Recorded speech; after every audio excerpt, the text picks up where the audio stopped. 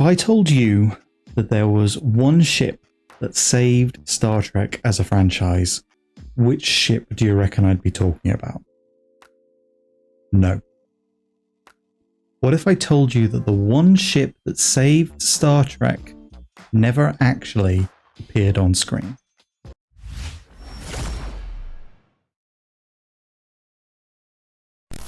Hey, I'm McGurk. I'm a variety streamer on twitch.tv/HeyMcGurk.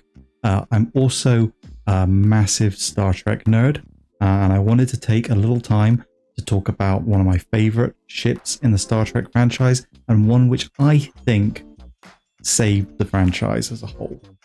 So for a bit of background on this, you have to imagine yourself as a Star Trek fan in the 1980s. At this point, Star Trek was not an ever-expanding franchise of dozens of shows and movies. It had only just made the jump to the big screen. In 1978, Star Trek the Motion Picture had come out, and it was beautiful. It was a gorgeous film. It's some of the best model work in Star Trek ever. There's CGI in the newer movies that does not rival what Star Trek the Motion Picture did. But in terms of pacing,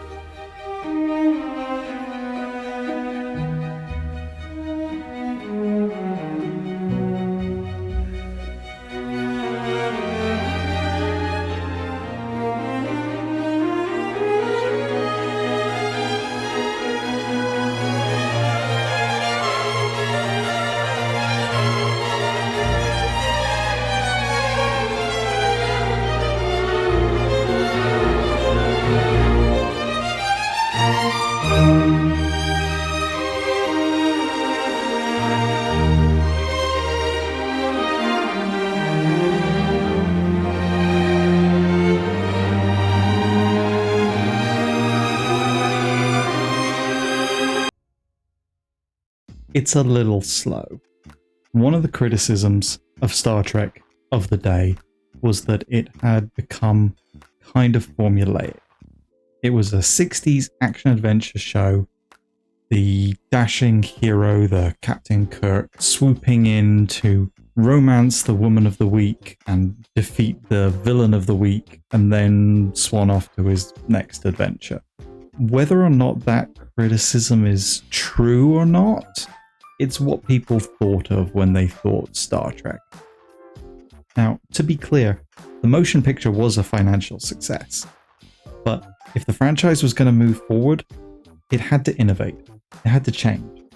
And I don't think that Nicholas Meyer set out to deconstruct Star Trek as a whole, but that's essentially what he ended up doing.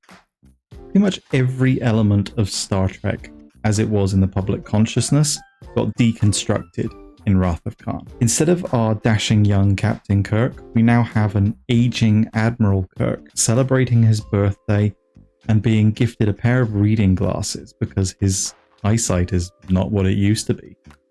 That forgettable love interest, Carol Marcus, is back, and she has an adult son, Kirk's son, and the villain, Khan Noonien Singh, a genetically engineered superhuman from the 1990s.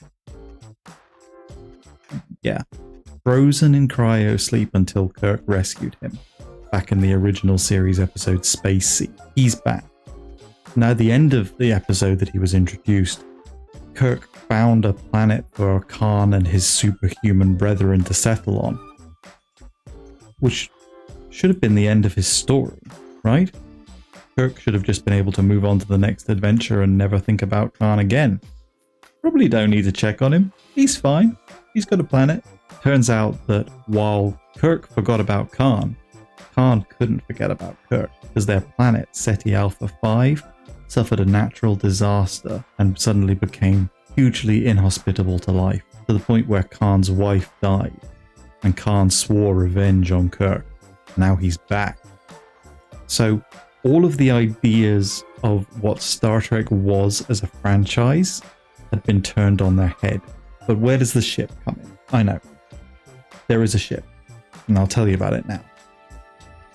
One of the first things we see in Wrath of Khan is a training exercise for Starfleet cadets.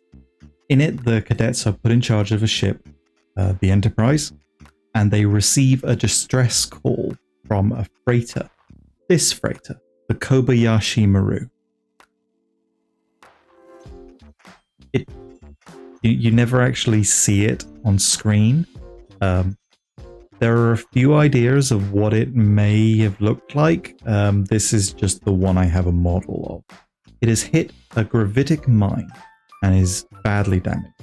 It's drifted over the border into the neutral zone. The cadets are faced with a dilemma. Do they violate the treaty, enter the neutral zone and attempt to rescue the 300 passengers and crew? Or do they ignore the distress call and leave the Kobayashi Maru to its fate?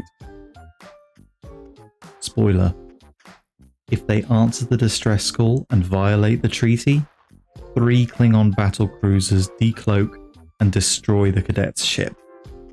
Of course, if you ignore the distress call, the Kobayashi Maru is destroyed anyway. So what's the point of the training exercise?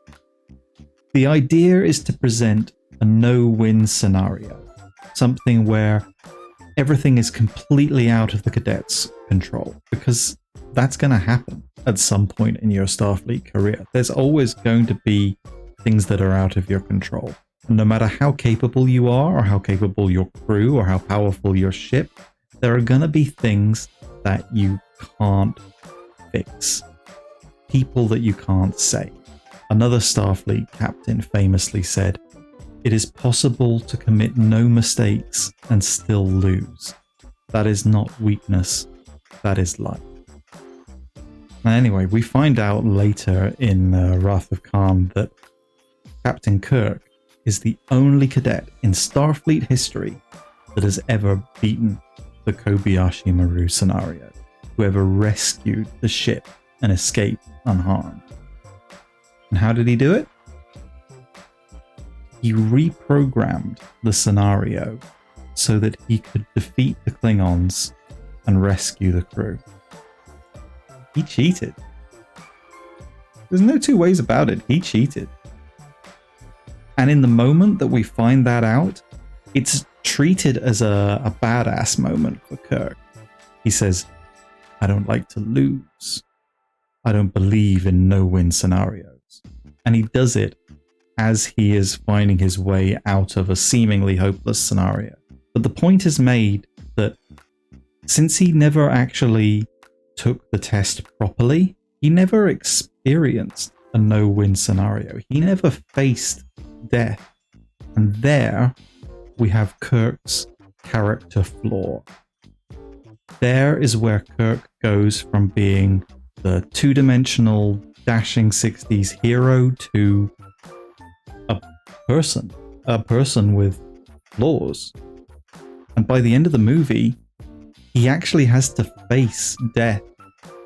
His best friend, Spock, gives his life to save the Enterprise from certain destruction. And there's nothing Kirk can do to save him. Kirk finally faces the Kobayashi Maru scenario. And having faced death, Kirk is given new life. The franchise is given new life. He can move on and grow in new and interesting ways. There's opportunities for new stories to develop, new characters to be explored, and Spock's magically revived in the next one. Sort of takes a bit of a sting out of the moral.